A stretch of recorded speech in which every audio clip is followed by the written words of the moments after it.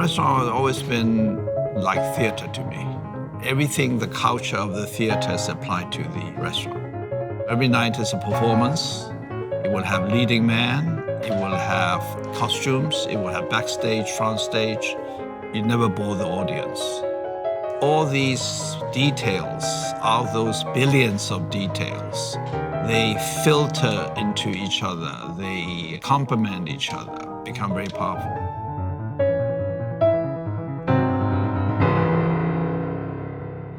Well, let's start from the beginning. I was born into a family of theater. When I was 12 years old, I went to London alone. From there, I was cut off from my culture, my country, everything that I'm familiar with. So there's the internal desire for me to reconnect. And restaurant was a vehicle. When Mr. Chow began, there were no fine dining Chinese restaurants. There was almost a competition to be who was the cheapest. So my father felt kind of insulted personally, culturally, by the fact that his people were so maligned and regarded so poorly that he wanted to make sure that they were represented in the way that he felt was correct. He started this 50 years ago when there was nobody else around doing this in that way. He thought that if he adapted the Chinese restaurant culture to the Western restaurant culture a little bit more, that he would be more successful over time. And I do believe that time proved him right. My vision is to communicate from one culture to another, from one people to another.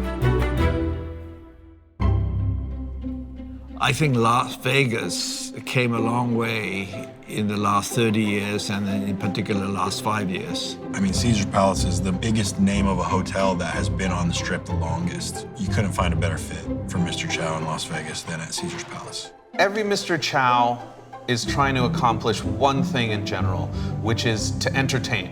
With Las Vegas, the city itself is very entertaining and engaging. So what can you have that when you come into a restaurant like Mr. Chow that is unique? You can tell that there's been a lot of time and effort dedicated to not only just the food, but the entertainment side of the restaurant. The ceiling might be moving around and shifting. There might be someone pulling noodles in the corner. There's a lot of show going on. There's a lot more going on than just dinner. There is a distinct shift that happens when you enter into the Mr. Chow in Caesar's Palace. You're in a casino, and then you go up this elevator, and you're on a different level, and then you come into this restaurant that has kind of a minimalist vibe to it. You have a high ceiling, lots of light and whites. And you're greeted with champagne, and there's a champagne cart. There's a theatrical release that happens when you come into the room. You can do Peking duck, and they're gonna cut it up for you. You can watch a chef do the noodles right there at the table.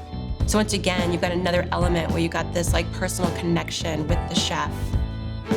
Mr. Chow is an icon of the restaurant world and has been elevating Chinese cuisine for decades.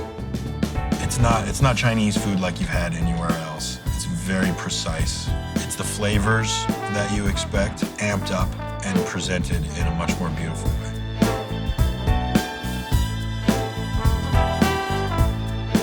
It's the city itself and the people that work there that make it unique, along with the space. I'm very happy to experience how Chinese culture have come up, and in particular, even Chinese cuisine. I feel very humbled that I'll be able to make Chinese cuisine onto the world stage through the restaurant musical culture.